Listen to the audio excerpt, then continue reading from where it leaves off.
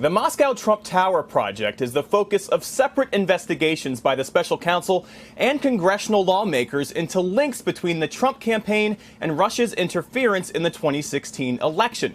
Well, now the president's personal attorney, Rudy Giuliani, is saying that Mr. Trump's company continued to pursue a business deal with Russia up until the presidential election, which is far longer than the president previously acknowledged.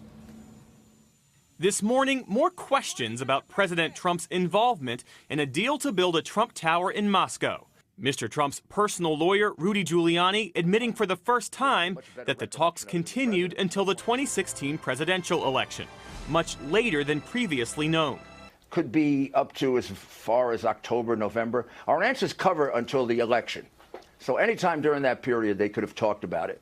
Compare that to what then-candidate Trump said in the summer of 2016. I have nothing to do with Russia. I don't have any jobs in Russia.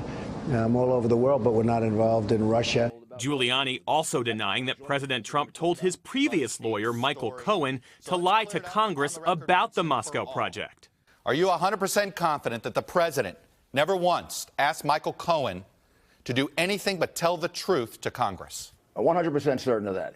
It follows a rare rebuke by the special counsel of a BuzzFeed report that the president directed Cohen to make false statements. The administration strongly hitting back at that report, while also taking on critics of the president's latest effort to end the partial government shutdown, now entering week 5.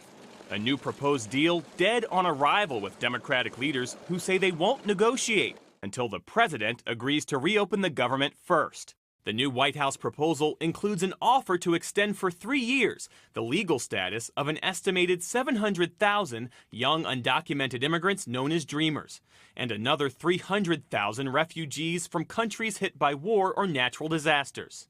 This extension will give them access to work permits, Social Security numbers, and protection from deportation, most importantly.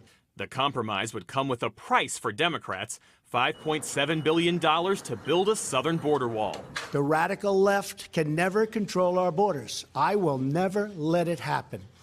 Walls are not immoral.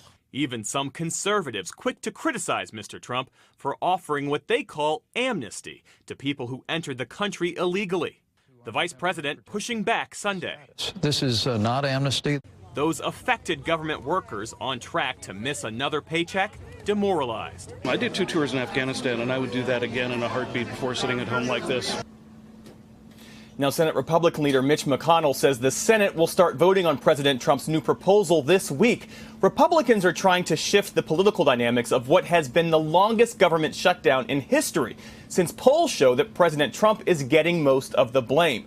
House Democrats, though, say they're pushing forward with legislation of their own to beef up security at the southern border without funding a wall. Now, as this political back and forth plays out, tomorrow night marks the next federal payroll deadline. With no solution, those 800,000 affected government workers will miss another paycheck.